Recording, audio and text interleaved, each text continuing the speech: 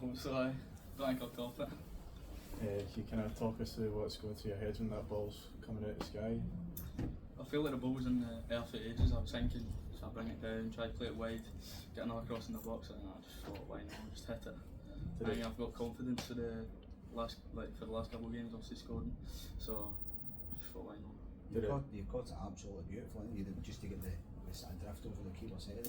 I felt like I was running back, and obviously I say, keep your head over the ball. I felt like I was leaning back, but I would take it. Did you kind of know it was going in as soon as you hit it? When I hit it, I knew I hit it well.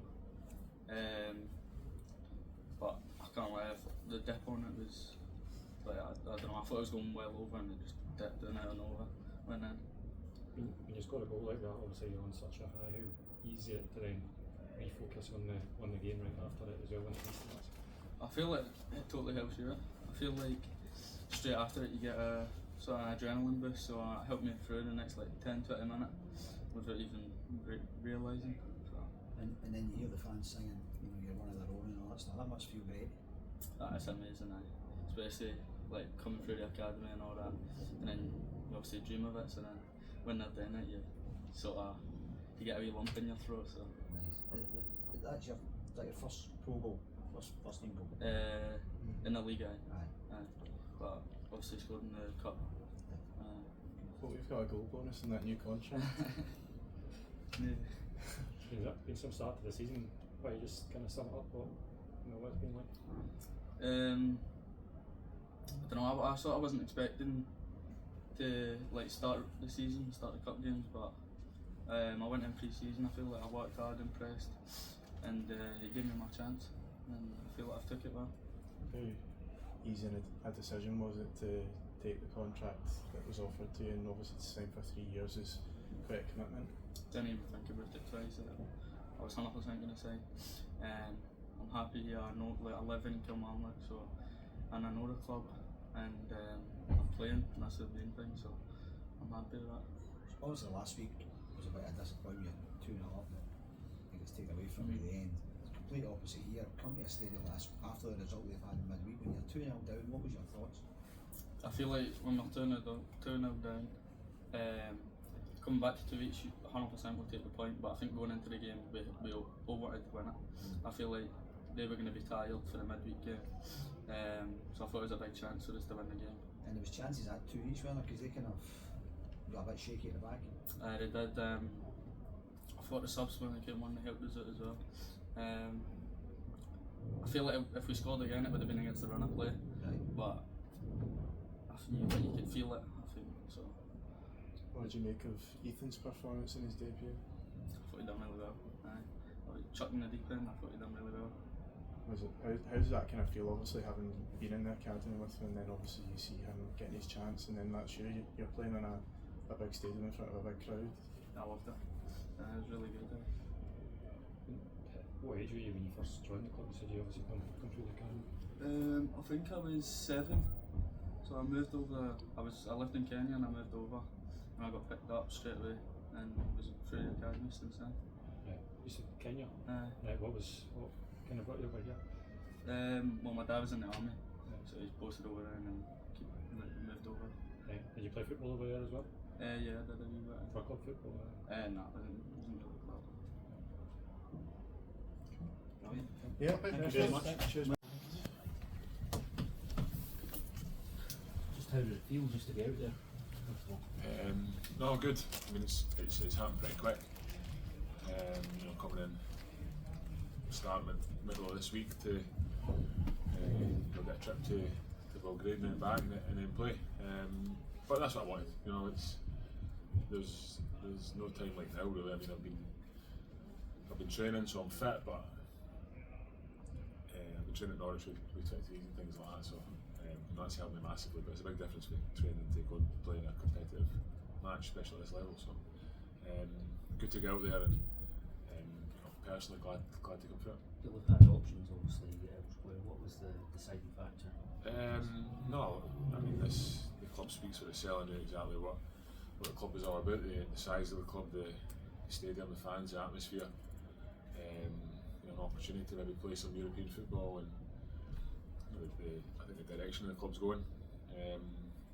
speaks for itself, and coming up, meeting everybody, meeting the manager, meeting the staff, meeting Malky, meeting Big Marsh and Ian was, to get a real feel how good the people are in and around the club was massive for me, and as soon as I done that, it was a decision. Because you were at the Mixon game. Game last week. Well, how was that for you? Not to see that, it was good to see the atmosphere of the stadium on a European night like that. So there's not an awful lot I can say on that. Really, it was impressive. And then in Belgrade, there it was some night. How did that feel being thrown into? You're on the bench there. How did that feel being thrown into that kind of atmosphere among the boys? What did you learn about it? No, great. And I think as soon as you spend 5 minutes in the dressing room, you can see how close this group is. I've known lads that have played here over the last year or two, so obviously I reached out to them and I knew this could be an option. And for their point of view, having this opportunity was a no-brainer. So you can see how close that dressing room is, and that's what you want as a player. You want to be part of teams and groups of lads that are going that direction. You must have been impressed by how well they looked after themselves in that atmosphere the other night. No, of course. I think that was a real test in terms of how hostile that atmosphere was. And the way the game went, obviously we were under pressure for the first 10, 15, 20 minutes and handled that really well, and stuck at it and came away with a really positive result, and one hopefully we can build on. How big is the European thing? Because I wonder if even if somebody's won 60 odd caps in tournaments like that. Massive. I've never played in Europe, so the opportunity to play in Europe was one of the major factors in the decision. It's going to be a big one on first night as well, isn't it? Obviously the first one. Yeah, no, it will be, and I think obviously we'll take a day or so to really look at this, and where we could have done a bit better. A game that we would have been looking to win, really, and get 3 points from. So I'm sure we'll debrief this and then quickly turn our attention to Thursday. You've been obviously all over Europe with the national team in terms of big games in different countries. Does it feel different, just club football and European football in that aspect? I suppose so. Yeah, it is obviously different, but it's good to have that wee bit of experience there. I've played in, like you said, all over Europe, playing in tournaments to get a wee bit of insight on what it's going to be like, what to expect. We were talking the other day to Jordan Smith about him getting to 30 and thinking he was never going to play in Europe. He's a wee bit older than that even. It's amazing to think with the caps you've got, you've not done it. I think we sometimes take for granted that big players will be playing in Europe all the time, but pretty special, isn't it? Yeah, no, again, like I said before, one of the big factors I mean that decision to come here was because of that. So another experience, another challenge that I'm really looking forward to. Did you always kind of want to come back to Scotland as well and get play club football up here? Was it ever like an ambition? No, I think as your career is going on, you never really look too far ahead because you don't know what's happening. Football can change, for better or for worse, really quickly. So you're probably just looking at next training session, next game, rather than where you want to go and play next. Obviously, you played basically your entire career down in England. How do you reflect on that time down there? It's like deep, isn't it? No, it's good. I mean, obviously, I've really grateful to have the opportunities I've had and the experience I've had in England, and playing in the Premier Leagues. There's boys playing football, that's your dream, that's your workplace. I've had the opportunity to play in the Premier League, captain the team in the Premier League, so things I'll be forever grateful for, and a really good experience in playing in England and good level. Who were the guys you spoke to in terms of Hibs boys and to get the idea of what you're coming into? So obviously lads that have played with absolutely Big Marsh, played with Marsh in Scotland for a number of years, and Dwight as well. Get in touch with Dwight since we played together at Newcastle, so those were lads that I spoke to, and there was more as well, lads that had sort of played down south and then come back up the road, just to get a feel for what their experience was like and how they felt. Dwight loved his time, and goals as well. And it's Dwight's a great lad, a top lad, and like I said, somebody that I've kept in touch with, and it was quite good actually to get his opinion, because everybody I spoke to was like, it's amazing you've got today, it's a no-brainer, go for it. And Dwight's actually quite miserable, so I thought he'd maybe balance it out, but no, he was the same. So if he says it's good, it's good. If Dwight says it's good, then it's not good. The manager's actually spoken about Dwight and you in kind of similar terms. He's looking for that leadership thing. What kind of style have you got in leadership? Are you in that dressing room shouting at boys? Are you just example? Do you speak to guys when they want advice? No, I wouldn't say I'm screaming and shouting. I've learned as my career's went on to try and the more you can stay level, you know, when things are going good or bad is normally the best way to play it. So probably just a bit of consistency in how I go about my work every day and how I apply myself and my attitude towards training the game. So I would say along them lines, and then wee bits of experience that I can pass on here and there. You know, can always help, I suppose. Did Gaffer say specifically that he kind of was going to be looking to you for that? No, I'm not going to say anything that's, you know, got to be a headline or this is what he's told me I'm coming for, but I mean, you know, I'm 33 and I played reasonable amount of games, so I'm guessing that was part of it. You got an hour today. How did you feel? How close do you feel we are to where you want to be? No, I think throughout my career I've always felt when I've had a period not playing, it maybe takes 3, 4, 5 games to really get up to speed. So it's a tricky situation because, you know, I'm coming in not having a real pre-season with a club where I've picked up minutes as you would like to do. And the way the fixtures are at the minute and how busy we're going to be, there's not any real big proper training sessions or training weeks where you can, you know, really get some work in. So I'm happy to be thrown in. The sports science team, the physios and the coaching staff know everything I've done. We've got you know the way it is now with the days and things like that. So, you know, I've kept myself going and I'm fit, but there's a difference between fit and being match fit. Even just silly things like your distances and your angles and your timing and other things like that, that's something that comes back over time. So we'll see how it goes, and like I said, hopefully the more I can integrate into training and you know find my feet amongst the group and get some more minutes on the pitch, you know, hopefully that will help.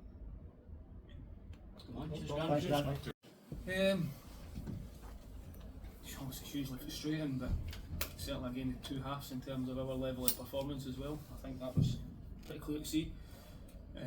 Started the game really well, and for 44 of the 45 minutes in the first half I thought we were very good, dominated the game. But it's big moments in games, so it's a really poor goal to lose at the time. It just gave a little bit of momentum to Kilmarnock going in at half time with something to come back out for, and I think we never, it's a wonder goal to get it back to 2-2. We know that, but our level of performance from that moment was certainly a lot lower than it was in the first half, and a lot of the chances we then went on to give up. Sometimes you need to credit the opposition, you know, they probably smelt a bit of that and really came after us, which is credit to them. But a lot of the opportunities we gave up were all self-inflicted, and that's something that clearly we'll need to improve on, and we'll show the players to make sure. I just explained that to them about the level of performance in the second half, difference in the first half to second half. And listen, we'll improve, we know we will, but it feels like certainly 2 points dropped because of being 2-0 up in the game and not how dominant we were first half. David, off the back of Thursday, the efforts there and the toll that takes on them when you're 2-0 up, is there any element even subconscious that you kind of relax a wee bit? No, I think that would just be using an excuse. I think anyone looking at it would say, no, it's been well documented that can you go Thursday, Sunday, and if it doesn't get a positive result, well, it's because they're tired. I think the way we started the game was everything I asked the players for. The intensity we played at, the way we moved the ball. You know, if you're not at it or you're feeling fatigued going into the game, we wouldn't have put in that level of performance. So I do think it's something that the concentration was something second half. It was maybe something that we need to look at. But in terms of how the players are feeling, they're all feeling fresh. They're all feeling like they know second half performance wasn't as good as first. That's what I mean. Rather than tiredness, is that when you're 2-0 up, you've got this game coming up. Do you naturally kind of maybe think we're doing all right, we're fine, we're in, you know, we've got this? No, because I think for the 44 minutes until we lost the goal, you know, we were still pushing and still trying to get the third goal. And the way we were playing, as I said, I thought we played some really good stuff, moved the ball well. It was just it's big moments in games. We felt it ourselves in a positive way on Thursday night. You know, Rocky makes a big block and then we go get the man sent off, and we go and score not long after. It's big moments in game and momentum shifting, and unfortunately the timing of that goal just before half time handed a bit of momentum to Kilmarnock to come out second half. Where if it goes in 2-0 at half time, it's probably certainly saying a slightly different second half, but that would be using excuses. We know from our point of view, looking at ourselves, first half to second half was two very different performances. It's not often in the last 7 or 8 months that you've kind of had to deal with being disappointed in how they played in a full 45 minutes. How confident are you got players in there that even before you say something, they start to sort out amongst themselves? Yeah, I think, as I've just said to the players in there, I'm not going to stand and scream and shout. No, as you've said, the level of performance has been very, very good for a number of weeks now, and I speak highly of the group all the time in terms of the togetherness and the collective, like how good they are as a group. That's not going to change after 45 minutes. I mean, everyone, it wasn't a lack of effort today. It wasn't not trying to do the right things. It was just sometimes the quality at the back end of it, or a bit of concentration. It was nothing to do with anything other than that. We'll show the players where they made the mistakes and what you need to learn from them all the time. That's how you learn and that's how you improve as a group. It's something I've always said as well. Even though through all the good times, we always know, at this level you need to be at the very best for 90 minutes. The game's not 45 minutes long. So certainly improvement to come. And the good thing is we've got a brilliant game to look forward to on Thursday that all the players will be up for, all the players will be ready for. You get the extra day in between as well to prepare. And why wouldn't you be looking forward to that opportunity? How much better will you need to be on Thursday compared to maybe the 46 minutes you talk about today? Yeah, I think obviously we need to be better in terms of the concentration, in terms of the quality on the ball. But it's not something I've labelled the players at all for a long time now. So no, we will be better. We know we need to improve from today's performance, but I'll also be very quick to remind them of the first half performance and the quality within that as well. And as I've just said there, one positive to be honest is then you don't go and lose the game. So I'm not going to get too carried away. Yes, it's 2 points dropped, and really feels that way just now from the position we put ourselves in. But as the Premier League's obviously demonstrated, it's a difficult, difficult league. Anyone can be anyone, so we need to be at our very best for 90 minutes every week. And Thursday's a brilliant one to look forward to. The crowd will be right there again, full house at Easter Road, European nights under the lights. So it's a brilliant game to come next off the back of how we're feeling just now. Where do you think the errors you were talking about the second half, where do you think that sort of stems from? Because it's quite kind of unlike what we've kind of seen for this team for a long time now. It is, it's very much so. It's that's why it's not something that, if it's happening all the time, you would start to think there's maybe an issue with it. One thing we do though is we're accountable all the time, and that's from the top right all the way down. We'll go over it, we'll assess it, we'll find out exactly why we think it happened, and make sure that come Thursday the players are, know that they've still got my full belief to go out there and go and perform again, because don't turn into a bad player for 45 minutes, that's for sure. So there's still improvement to come from where we were, we know that, but it's something that we need to learn from quickly. Is that a work permit for Miguel? Are you still waiting for that to come through? Yeah, we're still waiting for that just now. He's one, he won't be available for Thursday anyway because he's obviously not been registered for the first leg, and that's just a time thing for how long we'll obviously try and push it as quickly as we can to get him involved as quickly as we can. But unfortunately we're kind of relying on the process and how long that takes, but I look forward to welcoming him in and being available for squads. Ellie enjoyed that moment. How's it been? You just watching what he's been through to try and get back to this stage? Yeah, it's been great. I thought he was excellent today, especially first half especially. You've seen that, and when he plays like that, he's a real threat, and he's had to be patient and wait for his opportunity. He's had his own individual fitness issues and things like that for a wee while, frustrating time for him, and he's had to be patient because the side's been playing really well. He got his opportunity from the start today, and he certainly done himself well. I thought he was a threat all day. I thought everybody was, and the way he moved the ball, and the front three were causing him all sorts of problems. And when he plays like that, he's a real asset to have, and I think off the back of that, that's the standard that's been set, and that's what you want to see often as you can. On the positives, what the delivery from Stuart and Grant for the first goal? Yeah, as I said, there's a lot of real positives to take from the game. That's why I need to be measured when I'm speaking to players to make sure it's not all doom and gloom and real disappointment, because clearly there is that initial feeling because it's 2 points dropped, but there's a lot of good in the game as well, and it's part of football. It can't all be plain sailing all the time. You get setbacks, you get adversity within it, and it's about now how we react. And the good thing is it's a real an exciting one to look forward to on Thursday. Martin Boyle not starting, was that precautionary? Because I remember last Thursday, he jarred his knee and he was down for a bit ahead of Thursday. Is that why he didn't start the match? No, his actual knee was okay. It is something we thought about. Obviously, you look at it. It's also just about freshness. He's played a lot of minutes, a lot of games, and that's what the beauty of the squad is. When you think about that, and trying to freshen the squad up as much as you can because of the schedule that we've got, and that's something that that's why you have the squad. That's why you prepare the way you do. But he's, from a fitness point of view, everybody's fine. We hope so. I think I've just a knock. I think the way I think that was Stramash there when the ball came into the box. So I think they said somebody landed on him, but he was pretty confident. Just a knock more than anything else. But clearly wasn't moving too well, so that was a decision. Excellent. Thank you with your team's response, especially after the first kind of half hour or so. Yeah, I think you come here and you find yourself 2-0 down at the best of times, you're in trouble. But especially when they're playing, Hibs are playing the way they are, that's carried over from last season. They carry so much of a threat. You look at some of the players that are coming off the bench and the array of talent that they've got to throw at the game. So yeah, absolutely, you're always going to take a point when they score their second goal. However, I felt that we possibly showed a wee bit more than that even in the second half. I felt we carried enough of a threat. I felt we started handling the ball a bit better. I spoke about the shape change. That doesn't make me a genius in any way, shape or form. It was just that the players probably executed that side of it far better. And I think the goal in the stroke of half time always gives you that crumb of comfort, gives you that belief. And I think we showed our intention straight for the first minute of the second half, where we've a big chance through Marcus Dackers, which leads to obviously the equalising goal. It's kind of like, for both goals, it's kind of individual brilliance, obviously with Ben Strike, and then obviously Big Marcus doing very well to set up goal with, but in general the performance was just a lot better too. Yeah, I think when you look at 2 goals we concede, we're always going to highlight that and say that we could do better, but when you look at them, defending your penalty box a little bit better, being in contact defensively, we absolutely can do better than that. And then the second goal, I think that you're giving a good team incentive.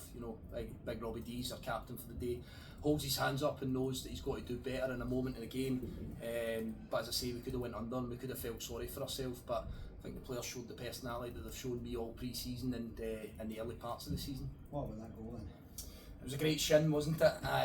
Listen, again, we can't miss the fact, I've just said it downstairs as well, everybody talks about wanting to get academy graduates into your team, everybody talks about finding a system where we push more of them through.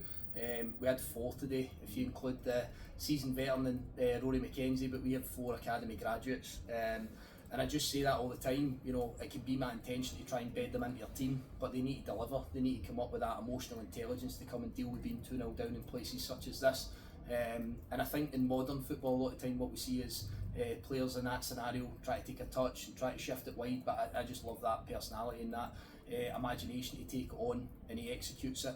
But I probably need to mention Big Ethan Brown as well, coming in at right centre back, another academy graduate, another lad that was thrown in at the deep end today, and I say that because we lost our captain at a later stage today, so he knew there was a chance if something happened with Brad that he would come in and play, but he didn't know for sure when he went to his bed last night, so full marks to him. Absolutely fantastic to see him take part in the game the way he did, and as I say, it looks like a bright future for these lads if they keep progressing at the speed they are. What was the script with Brad then? He took a knock. It looks like a kind of knee-to-knee contact. Hopeful that it's just an impact injury, because I think we've all seen Jamie Brandon play in Scottish football. He's a hardy so he generally gets through things. So kind of hopeful that that's just a bang.